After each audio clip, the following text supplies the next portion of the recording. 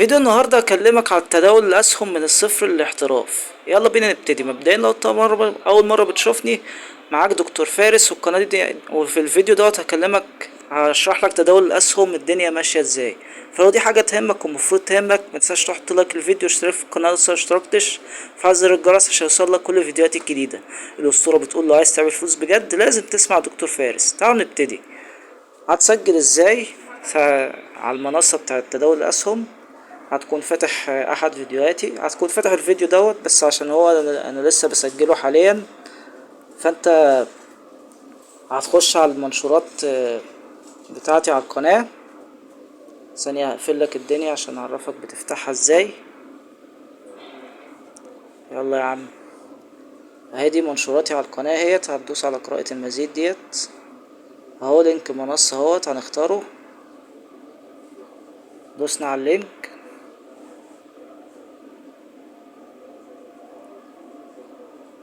بيحمل اهوت. هندوس انضم. انضم يا سيدي. هتدوس على جوجل، هتسجل دخول بحسابك في جوجل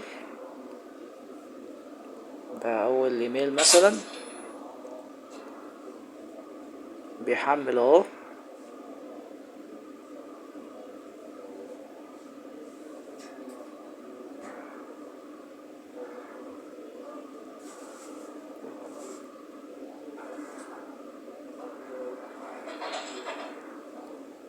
معلش يا جدعان، النت بطيء عندي فانت لو كده سرع الفيديو عشان ما تملش. بيحمل اهو.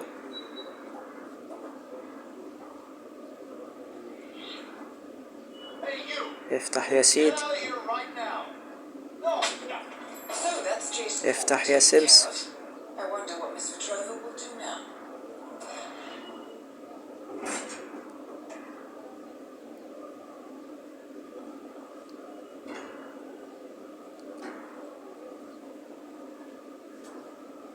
يلا يا عم، يلا يا عم خلصنا.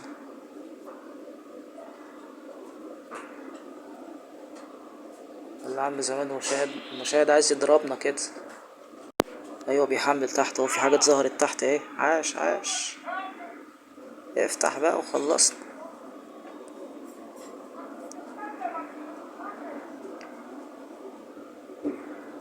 هو بيحمل اهو يا جدعان.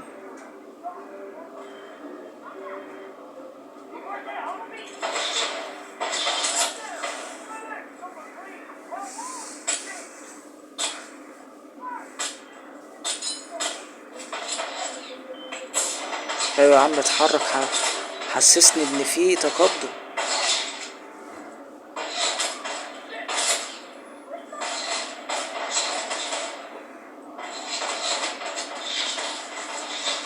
ايوه هيفتح اهو. يا وجع القلب. طبعا بالنسبة للإيداع لازم يكون سنك 21 سنة. غير كده انت هتشتغل على الحساب التجريبي عشان تعرف ايه الأرباح اللي انت ممكن توصلها في المستقبل. هنعلمك طريقة الإيداع، نبدأ بيها.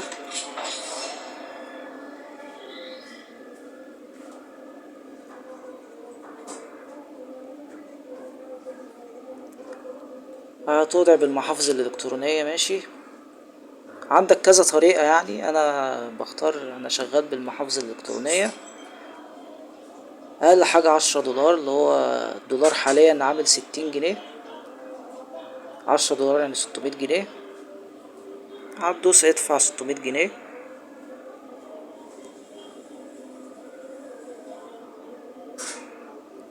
الدفع الآن.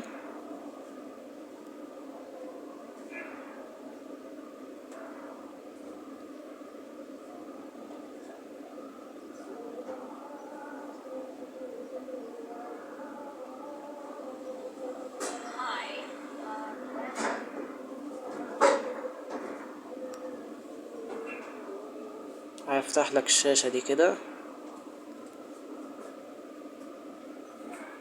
هتدخل رقم موبايلك.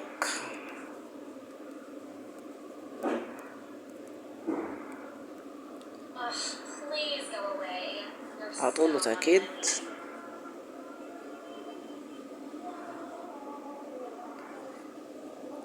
هيقول لك قم بتسجيل الدخول الى محفظتك المحمولة، وقم بتحويل مبلغ محدد، اللي هو هتسجل دخول المحفظة بتاعتك، وهتحول المبلغ لرقم مين بقى. هتنزل تحت شوية كده عند الرقم الاولاني دوت، اللي هو 011 030 71 69 5.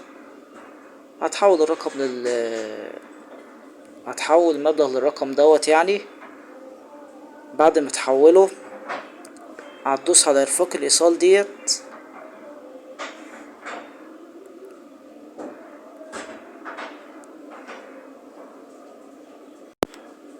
هتجيب الملفات،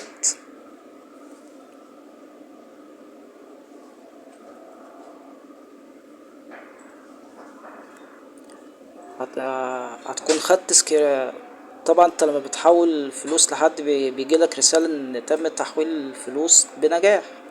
هتاخد سكرين شوت للرسالة ديت. هنفترض مثلا ان دي السكرين شوت اللي احنا خدناها، اختيار السكرين شوت بالرسالة اللي هي جاتلك بايه، اللي هي بتقولك تم تحويل المبلغ كذا الى رقم كذا بنجاح. تمام. هتحط السكرين شوت دي وهتدوس تم التسديد.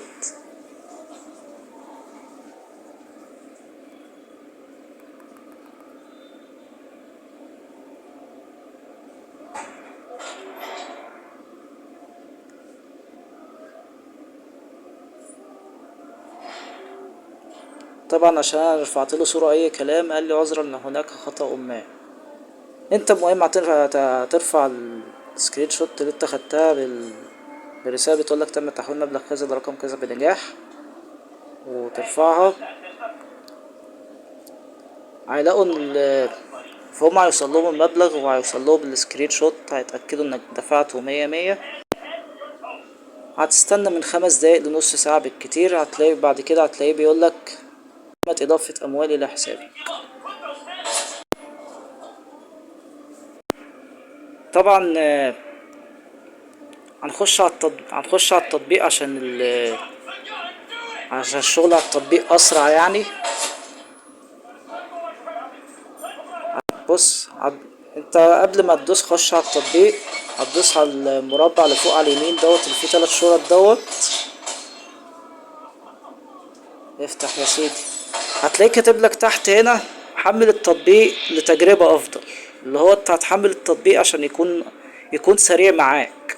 فاحنا هنا دخلنا على التطبيق، فالتطبيق اهو شغال معانا كويس. هيفتح لك الشاشة دي كده، عندك الرصيد الحقيقي اهوت. واحنا حاليا فاتحين صفقة في ماكدونالدز. الصفقة هيت الخضرة ديت، اشترينا لوت في ماكدونالدز، اللوت اللي هو جزء من السهم. اللوت اشتريناه لما كان ب494.13 جنيه. ضربنا الصفقة عند السعر دوت، والسعر حاليا يعتبر في النازل. سعر سهم في ماكدونالدز حاليا ب$320. تمام، ده سعر السهم مش اللوت اللي هو اللي احنا قلنا بالجنيه. تمام، بس مسيره يطلع يعني. تمام. و طبعا هنجيب السهم منين؟ هندوس على المربع اللي فيه ماكدونالدز دوت. مش شرط يكون فيه مكتوب فيه ماكدونالدز، بيبقى مكتوب فيه اي اسم سهم تاني يعني. هندوس على المربع ده مهم. دوس يا سيدي.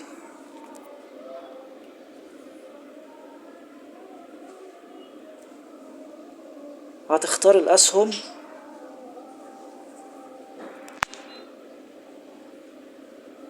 بيحمل. جابلك الاسهم اهيت: فيسبوك، علي بابا، جوجل، ابل، امازون، مايكروسوفت، تسلا، لوكهيد مارتن، يام، اي بي ام، ماكدونالدز. احنا مختارين ماكدونالدز اهوت، اختار الاصل. تمام. طيب احنا فتحنا السهم، نضرب الصفقة ازاي؟ هتيجي هتنزل تحت عند 5 لوتات ديت. طبعا 5 لوتات ديت بتجربها في الحساب التجريبي، بتزود عدد اللوتات واحدة واحدة لحد ما تلاقي نفسك استثمرت المبلغ كله في اللوتات كلها. فاحنا شاريين هنا 5 لوتات في كل سهم، وده سعر اللوتات بها. ده سعر اللوتات اهوت. فانت هتدوس على تنفيذ الطلب. هو بيقولك 1 لوت ب3 من 100 سهم. بيقولك الطلب غير متاح، رصيدك لا يكفي لشراء اللوت، يرجى إعادة تعبئة رصيدك. فانت هنا ايه، انا عشان ضارب صفقة ومعيش فلوس تكفي ان انا اضرب صفقة كمان، فاحنا هنخش على الحساب التجريبي، هندوس على كلمة الرصيد الحقيقي ديت. افتح يا سيدي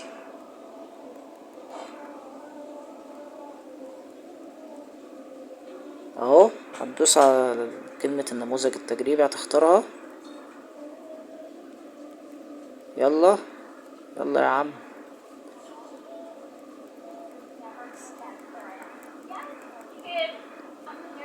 معلش يا جدعان النت بطيء والدنيا بايظة خالص. ايوه اختارها اهوت. افتح الشاشة بقى يا عم، يا وجع القلب، يا وجع القلب.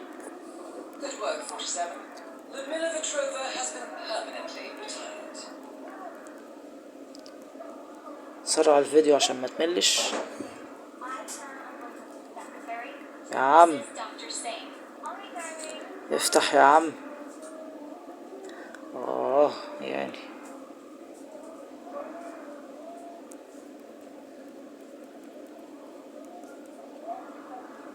بص يا جدعان، احنا هنقفل التطبيق ونفتحه تاني عشان زهقت الصراحة يعني. بص نقفل كل الحاجات المفتوحة ديت عشان جايز تكون دي اللي مبوظة الدنيا.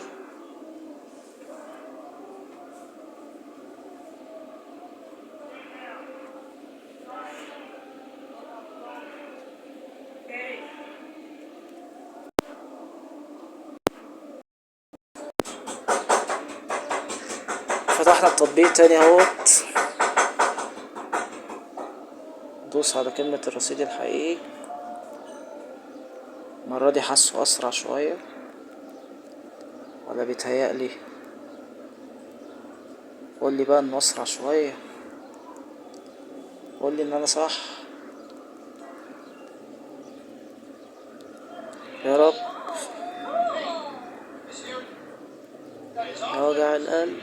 أيوه الحمد لله، حولنا رصيد تجريبي اهوت. هندوس تنفيذ الطلب. دوس يا سيدي تنفيذ الطلب يا سيدي، يا سيدي اهو. هيفتح اخيرا وبعد طول انتظار.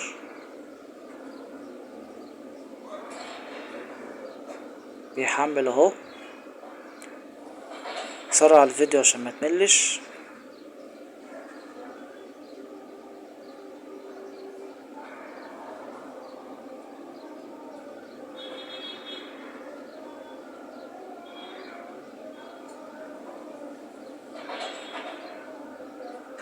ايوان، هتدوس على كلمة تعديل اللي بالازرق ديت. هتدوس في المربع الاولاني هتكتب 1، في المربع التاني هتكتب 100، وتدوس تطبيق. يظهر لي كلمة تطبيق، ما انا كتبت اهو، كتبت في المربعين اهو، ظهرها لي بقى اهو، ظهرها لي اهو. هتدوس تطبيق، هتدوس عليها مرتين.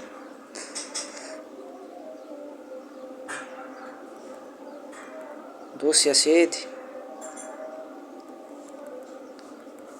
طب دوس علامة صح. طيب دوسنا صح ودوسنا تطبيق ودوسنا كل حاجة. ايوه اهو داسها اهو. هنا يا سيدي جني الارباح لما سعر السهم يزيد 1%، لما يوصل 323.1 $. والسعر هنا بيتغير على حسب تضرب الصفقة عند سعر كام. وهنا وقف الخسارة، يعني هتخسر في حالة واحدة، اللي هو لو الشركة قفلت خالص، وده مستحيل يعني. وبعد كده هتدوس تأكيد. هتدوس امتى بقى؟ لما السعر اللي بيتحرك في على الشمال دوت يخبط في المربع اللي مكتوب فيه الاستثمار، يخبط خبطتين.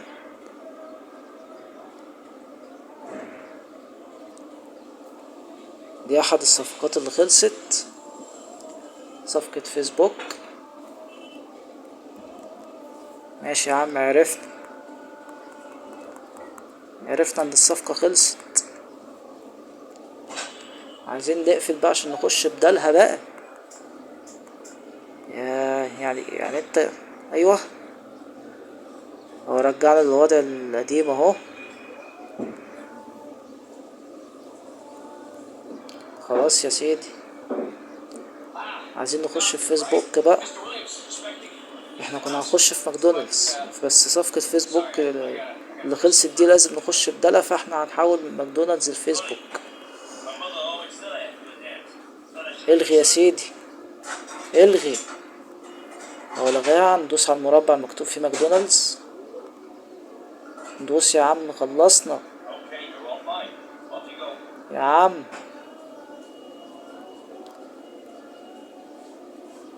يا عم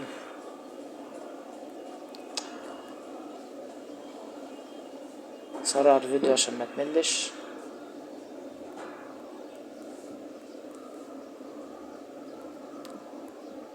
هاتلي يا عم الاسهم يا عم. اه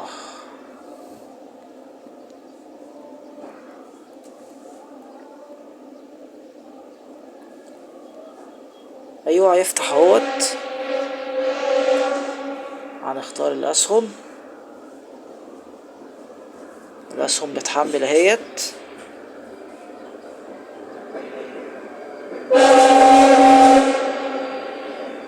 جايز يكون السكرين ريكوردر هو اللي مبطئ الدنيا، جايز. على اي حال سرع الفيديو عشان ما تملش.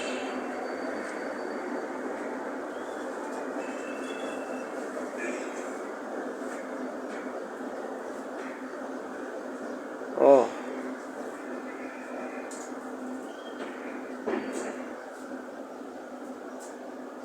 ريلي ايوه الاسهم اختار فيسبوك، يلا. هات يا عم فيسبوك يا عم.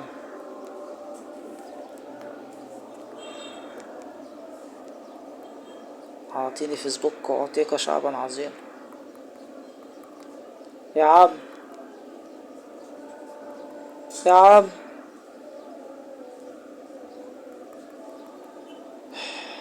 لا اله الا الله. ايوه هيختاروا اهو اختاروا. هندوس اختار الاصل. اختار الاصل يا عم. اصل ولا تقليد؟ ها. انا عارف ان مش وقته، بس لو الواحد بيسلي نفسه عشان البطء ده.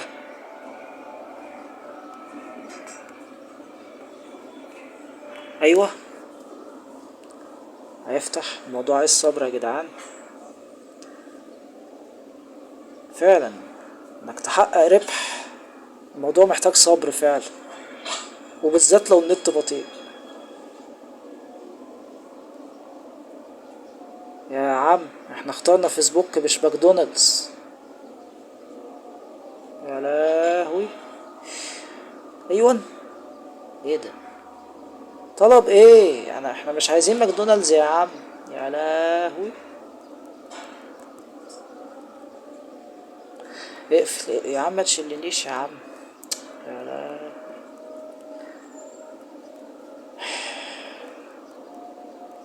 يا رب. يا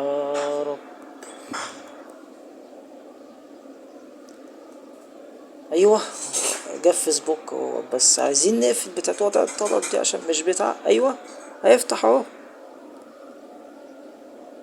يلا يا عم خلصنا بقى.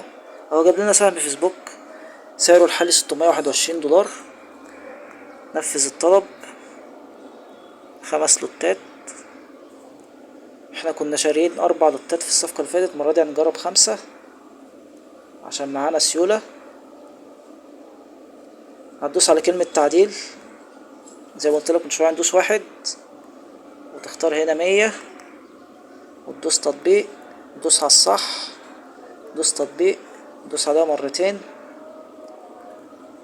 او اكتر على حسب بطء النت عندك يعني. بدل ما بين صح وتطبيق عشان ما تمل. ايوه اهو غني الارباح 1%. لما السعر يزيد 1%، لما السعر يوصل 627 63% دولار. وفي الخسارة لما الشركة تقفل، وده مستحيل. هتدوس تأكيد لما السعر اللي بيتحرك على الشمال يخبط خبطتين في المربع المكتوب فيه الاستثمار ده. مستنيين اول خبطة. طب ليه الكلام عشان تضرب الصفقة عند اقل سعر ممكن. مهمة ان السعر يزيد 1% من السعر القليل تبقى مهمة سهلة. فمستنيين اول خبطة. خبط اول خبطة. تاني خبطة دوس الصفقة.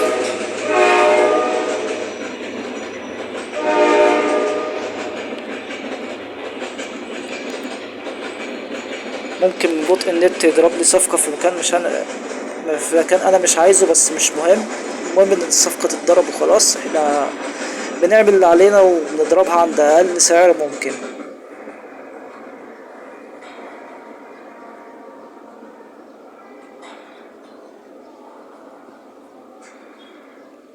شكله في الاخر هو هيضربها لي فوق، بس ماشي. هو عشان هو السكرين ريكوردر ده مبطئ الدنيا، غير كده الدنيا هتبقى معاك سريعة ومية مية، وهيضرب لك الصفقة تحت.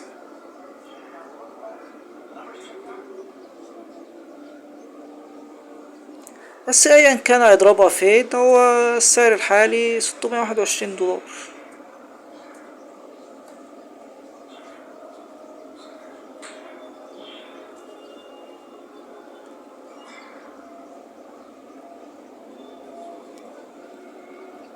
طبعا انت معاك مش هتبقى فاتح سكرين ريكوردر وكده، فهتبقى الدنيا سريعة معاك وهضرب لك الصفقة بسرعة. هنا عشان انا فاتح سكرين ريكوردر فالدنيا بطيئة معايا، فمستني الصفقة تتضرب.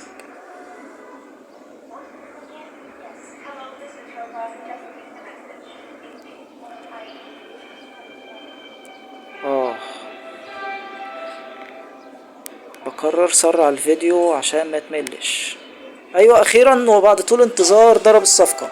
تعال نشوف ضربها فين. ايوه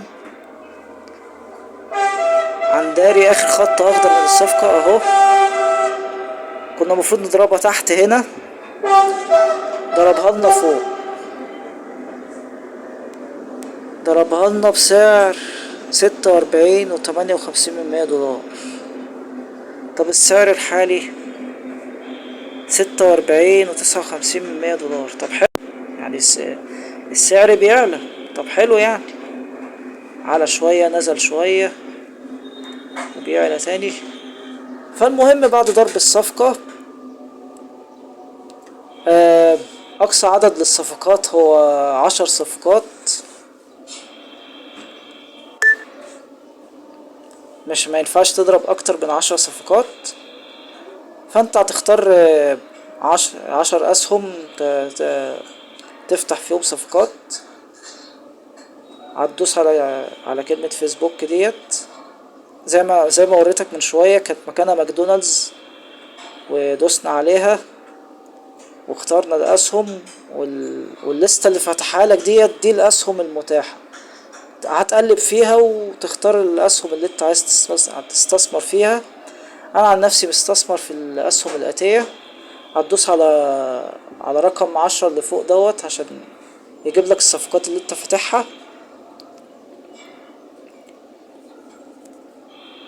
اهوت. الصفقات الاخيرة دي الصفقات اللي احنا كسبناها في يوم 4 مارس، يوم 17، يوم 16، يوم 2، 11. تمام. ولو عايز تعرف كل الصفقات اللي انا كسبتها في حياتي، هتخش على قائمة تشغيل تاريخي في تداول الاسهم. دي فيها فيديوهات بكل الصفقات اللي انا عملتها. فاحنا حاليا اهوت جاب لك الصفقات اللي احنا فاتحينها. شاريين لوت، شاريين في فيسبوك وفي يام وفي ماكدونالدز ولوكهيد مارتن وعلي بابا وابل وتسلا وجوجل ومايكروسوفت وامازون. شاريين في ال10 اسهم دول. طبعا انا وريتك ازاي تضرب الصفقة بعد ما تخلص. اشتريت قدامك اهوت في فيسبوك. بعد ما تخلص هتعمل نفس الخطوات تاني، بس هتعمل نفس الخطوات مع يامو، مع ماكدونالدز، مع لوكهيد مارتن وعلي بابا وابل وتسلا وجوجل مايكروسوفت وامازون. هتعمل معاهم نفس الحوار. هتبقى زي حالاتي كده فاتح 10 صفقات.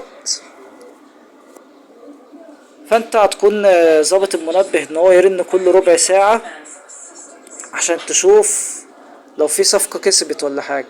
لو في صفقة كسبت هتلاقي الرقم ال10 اللي فوق دوت بقى، المربع الازرق المكتوب فيه 10 دوت بقى مكتوب فيه 9.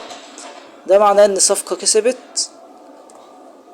فانت هتفتح الصفقات دي. الصفقات المفتوحة هيت اللي عليها سهم على الشمال ديت. تحتيها الصفقات اللي انت كسبتها. اخر صفقة احنا كسبناها صفقة فيسبوك اللي وريتها لك من شوية. فانت الصفقة اللي تكسب هتخش بدالها. زي ما انت شفت صفقة كسبنا في فيسبوك، خشنا واحدة بدالها. وهكذا في اي صفقة تكسب.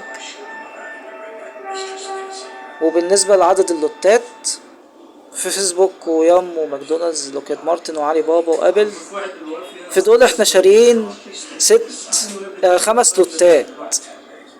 انما تسلا وجوجل ومايكروسوفت وامازون لسه 4 لوتات. فاحنا مستنيين الصفقات دي تخلص هنخش صفقات بدالها، نخشها ب5 لوتات. فلما نقفل كله 5 لوتات هنبدأ نزود في اللوتات ونخليها 6 لوتات، وهكذا لحد ما نلاقي نفسنا استثمرنا المبلغ كله. وفايدة الحوار ده زي ما قلت لك انك الحساب التجريبي ده بيعرفك انت ممكن تعمل ارباح قد ايه في المستقبل. و والصفقات اللي انا عملتها كلها قلت لك في قائمة التشغيل بتاعت تاريخي في تداول الاسهم. انا هنا اوريك جزء من الارباح اللي احنا عملناها. زي ما زي ما انت شايف فلوس يعني اهوت. دي الصفقات اللي احنا كسبناها زي ما انت شايف فلوس بس. وبكده انا علمتك الدنيا ماشية ازاي.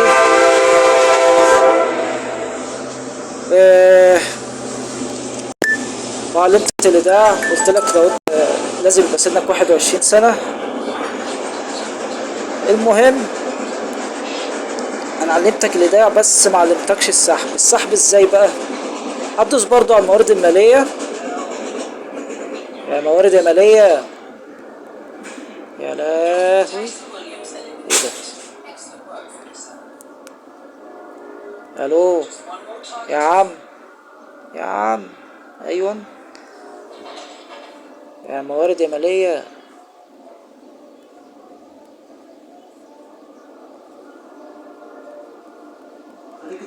مش عايز يجيب الموارد المالية. مش عارف ليه.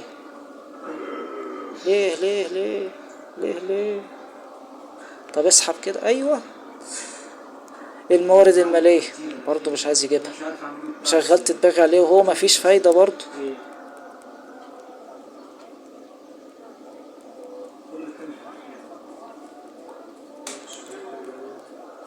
اكرر، سرع الفيديو عشان ما تملش. ايه ده؟ ده جاب لي حاجة تانية خالص. يا عم ما تشلناش، ما تشلناش، ما تعذبناش، ما تشوقناش يا عم. اه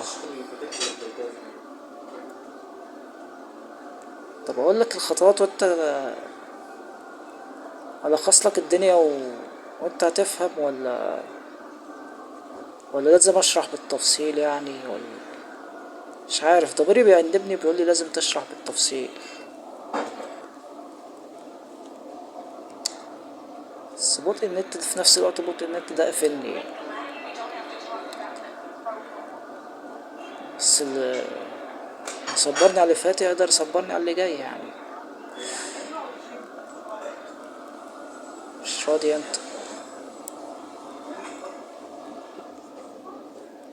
انت اه اه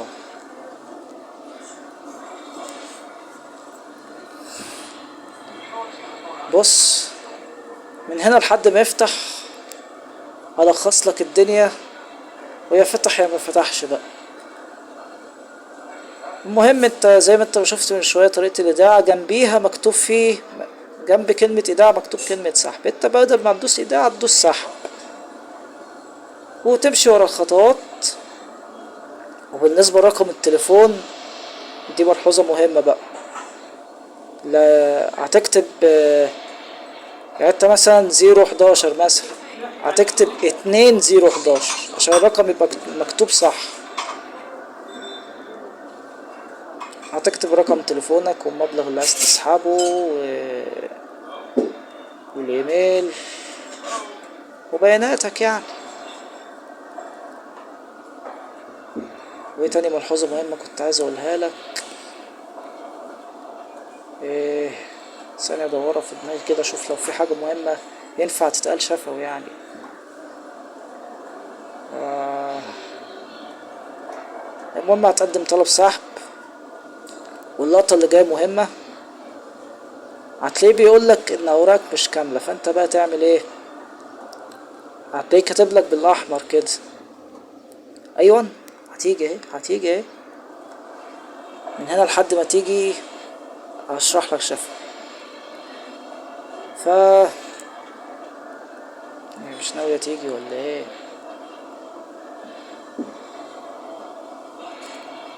لا حول ولا قوة الا بالله. اه خلاص اختار الموارد المالية. طب ماشي، من هنا لحد ما تيجي هتدوس على اللي مكتوب بالاحمر دوت. هتدخل بقية بياناتك. بعد كده هيطلب منك صورة البطاقة. فانت هنا بقى ايه، لازم صورة البطاقة تبقى متاخدة بكاميرا 13 ميجا بكسل عشان تبقى الصورة واضحة، وش وظهر. هترفع له الوش، هترفع له الظهر.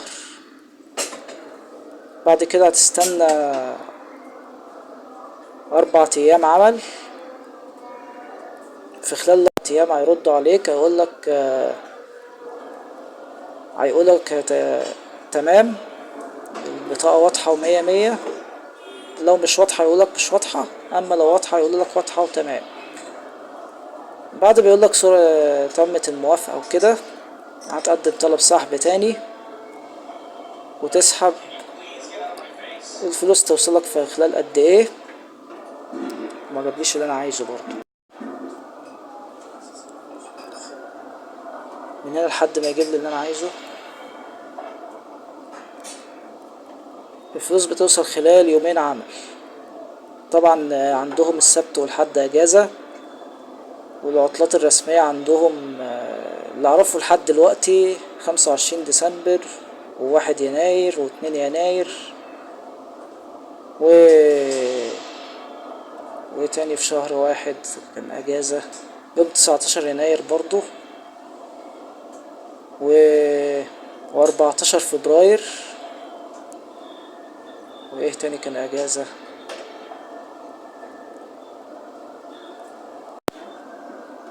لحد دلوقتي الاجازات اللي انا اعرف، العطلات الرسمية اللي انا اعرفها عنهم يعني.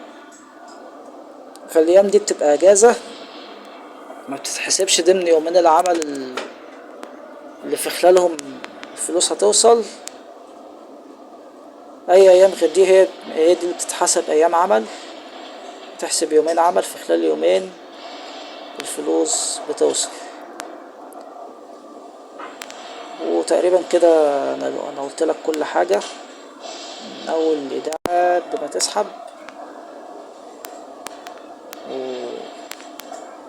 وتحقق ربح.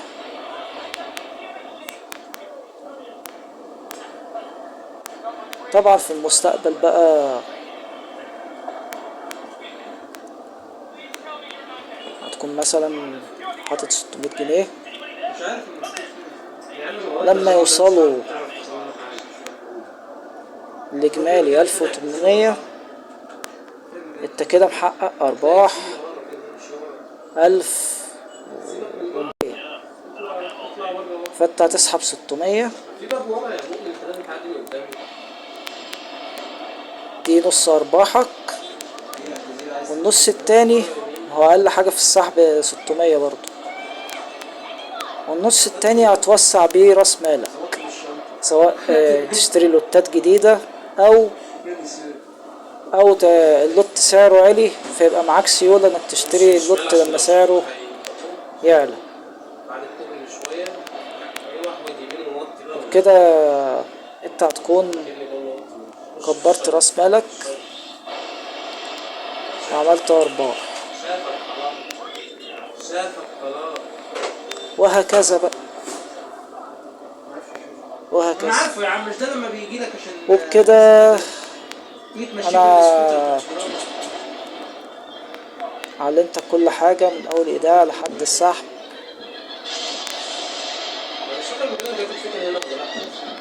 وهكذا بقى.